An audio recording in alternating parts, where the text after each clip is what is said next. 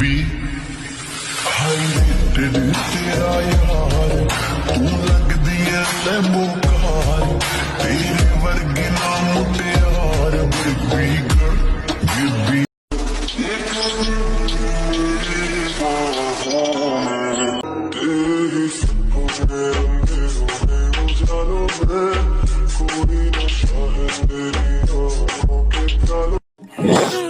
কিউটিরা, তোমরা সবাই কেমন আছো? আশা করি তোমরা সবাই অনেক ভালো আছো। সরি দেরিতে ভিডিও দেওয়ার জন্য।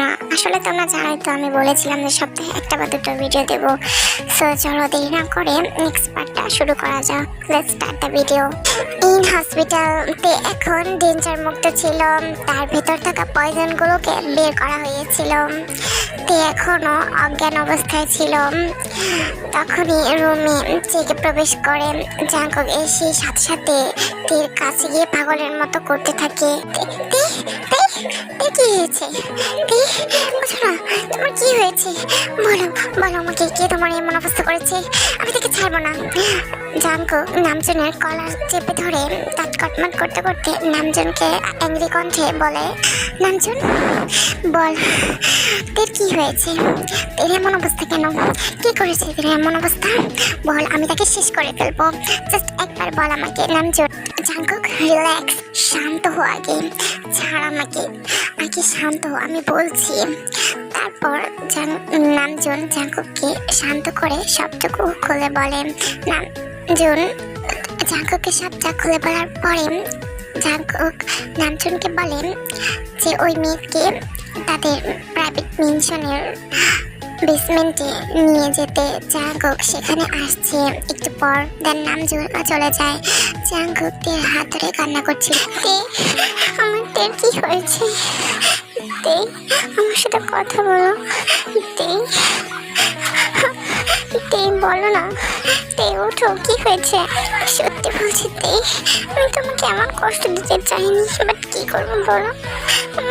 আমি অনেক অসহায়, বাট তোমার এই অবস্থা যে করেছে না আমি তাকে ছাড়বো না। জাঙ্কুকের পাশে বসে ভাবে কান্না করছিলাম আর নিজের সাথে নিজে কথা বলছিলাম। কিছুক্ষণ পরেই তে নড়ে চড়ে ওঠে এবং তাকিয়ে দেখে জাঙ্কুক তার জন্য কান্না করছে। জাঙ্কুক যখন বুঝতে পারে যে তের সেন্স ফিরেছে, জাঙ্কুক দ্রুত তের কাছ থেকে সরে যায় এবং সাথে সাথে নিজের ফেসকে চেঞ্জ করে জাঙ্কুক ইমোশনাললেস ফেস নিয়ে তেকে বলে, ওটা গিয়েছো তুমি? কি হয়েছিল তোমার? একটু কিছু যে তুমি এমন ভেঙে পড়ো কেন মরার মতো? জাঙ্কুকের কথায় তে কিছু বলছিল না, শুধু উপরের দিকে তাকিয়ে তে চুপচাপ শুয়েছিল। তাকে দেখে বোঝাই যাচ্ছিল সে অনেক ক্লান্ত এবং সে নিজের শরীরে অনেক ব্যথা অনুভব করছে। তের কাছে নিজেকে মেরে ফেলতে ইচ্ছে করছে। তে চুপচাপ ছিল। জাঙ্কুক তখন বলে, শোনো, তোমার ঢং করা শেষ হয়ে গিয়েছে, বুঝতে পেরেছো? আমি বডিগার্ডদের বলে দিয়েছি, ও তোমাকে তোমাদের বাসায় দিয়ে আসবে, আর সব ঢং করতে হবে না। যাও, তোমাকে মুক্তি করে দিলাম। বলে জাঙ্কুক হন করে রুম থেকে বেরিয়ে যায়। জাঙ্কুকের কথা তের বুকে তীরের মতো লাগিতে অনেক কষ্ট পায়। তারপর তে চুপচাপ বাম পাশ হয়ে শুয়ে থাকে আর মন খারাপ করে। অন্যদিকে জাঙ্কুক তার প্রাইভেট মেনশনের বেসমেন্টে পৌঁছে গিয়েছিল। জাঙ্কুক তার হাতে তার কিং সাইজ চেয়ারে বসেছিল আর তার সামনে ছিল হাঁটু গেড়ে ওই মেয়েটি যার হাত পা বাঁধা ছিল।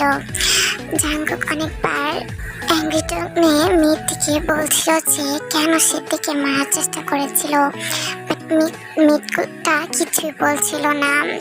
জাঙ্কুক যখনই মেয়েকে শুট করতে যাবে তখন মেয়ে ভয়ে জাঙ্কুককে কিছু বলতে যাবে তার আগে কে যেন হুট করে ওই মেয়েটিকে একদম কপাল বরাবর শুট করে দেয়, যার ফলে মেয়েটির সাথে সাথে মাটিতে লুটিয়ে পড়ে তার মৃত্যুবরণ হয়। গার্ড ওদিকে দ্রুত যায়, কিন্তু গার্ডের পৌঁছানোর আগে ওইখান থেকে যে লোকটি শুট করেছিল সে চলে যায়। গার্ড পিছু পিছু গেলে তাকে ধরতে পারে না। জাঙ্কুক অনেকটা অবাক হয়ে যায়, সে আশ্চর্য হয়ে যায় যে তার প্রাইভেট মেনশনের এই বেসমেন্টে কে পৌঁছবে আর কে এরকম কাজ করবে। জাঙ্কুকের তো রাগে চরম পর্যায়ে পৌঁছে গিয়েছিল। জাঙ্কুক অ্যাংরি টোনে তার গার্ডদের বলে এই লাশটিকে দাফন করতে দেয়। জাঙ্কুক সেখান থেকে চলে যায়। তারপর জাঙ্কুক তার আসল মেনশনে চলে যায় এবং সে ব্যালকনিতে বসে ড্রিঙ্কস করছিল। তখনই জাঙ্কুকের সামনে ওয়াইন আসে এবং ওয়াইন সোজা জাঙ্কুকের ল্যাপে বসে পড়ে। আর জাঙ্কুকের মুখের কাছাকাছি হয়ে ওয়াইন জাঙ্কুকে বলতে থাকে, বেবি আজকে তো তাড়াতাড়ি চলে আসলাম, মনে হয় আমার কথা তোমার অনেক মনে পড়ছিল, তাই শোনো জেকে, আমি তোমার কাছে আজকে একটা জিনিস চাইবো, প্লিজ মনে করবে না। J K, I want you tonight. আজকে রাতে আমি তোমাকে আমার করে নিতে চাই, প্লিজ আমাকে মানা করবে না।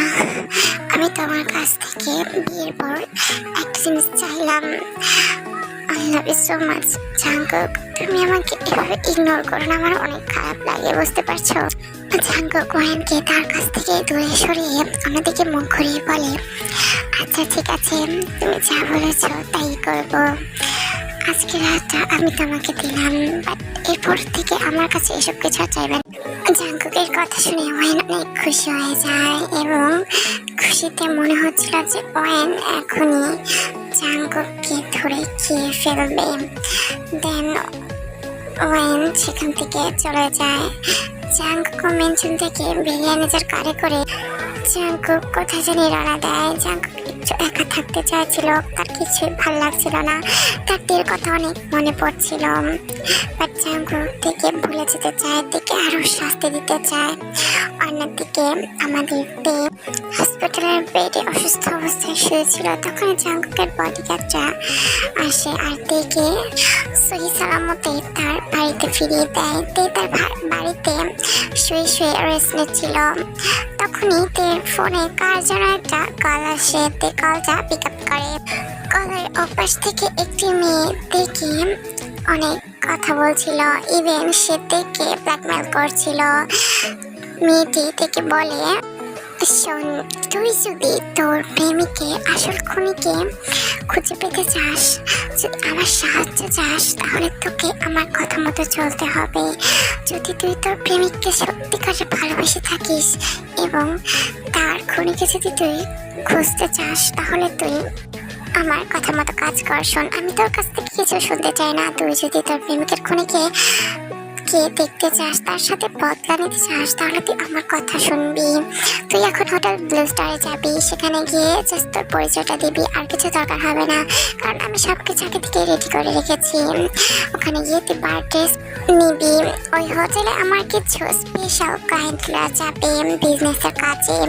তুই ওদেরকে অনেক সুন্দর করে ড্রিঙ্ক সার্ভ করবি আর ওদেরকে ভালো করে মনোরঞ্জন করবি। তোর মনোরঞ্জন যদি ওরা ত্রুটি বোধ করে, তাহলে কিন্তু তুই তোর প্রেমিকের খুনিকে খুঁজে পাবি না। বলি মেয়েটি আর ওয়েট না করে তাড়াতাড়ি করে কলটা কেটে দেয়। তে অবাক হয়ে যায়। তে এতক্ষণ মনোযোগ দিয়ে মেয়েটির কথা শুনছিল, কারণ তার কাছে মেয়েটির কথাগুলো সত্যি মনে হচ্ছিল। তে কিছু বলতে চাইছিল বাট বলেনি। তে কিছু বলার আগে মেয়েটি কল কেটে দেয়। তে সারাদিন বসে বসে এসব নিয়ে চিন্তা করে দেন। তে সন্ধ্যা থেকে সিদ্ধান্ত নেয় যে সে হোটেল ব্লু স্টারে যাবে এবং জায়ানের মৃত্যুর রহস্য খুঁজে বের করবে। তাই তে বাহার ড্রেস পরে রেডি হয়ে চলে যায় হোটেল ব্লু স্টারে। তের যেতে সন্ধ্যা হয়ে গিয়েছিল। তারপর তে ওই ক্লায়েন্টগুলোকে এন্টারটেনমেন্ট করা শুরু করে দেন।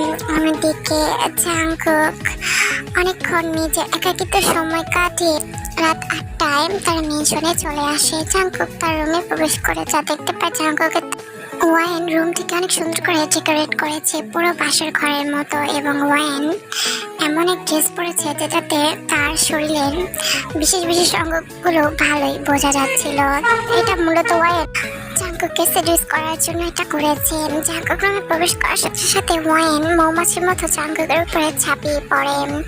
ওয়াইন জাঙ্কুকের সাথে কিছু করতে যাবে তার আগে জাঙ্কুকের ফোনে কার যেন কল আসে। জাঙ্কুক ওয়াইনের থেকে একটু দূরে সরে ফোনটা পিক আপ করে এবং ফোনে থাকা ব্যক্তির উপরে চিল্লাচিল্লি করতে থাকে। দেন জাঙ্কুক কল কেটে রুম থেকে বের হয়ে যায়।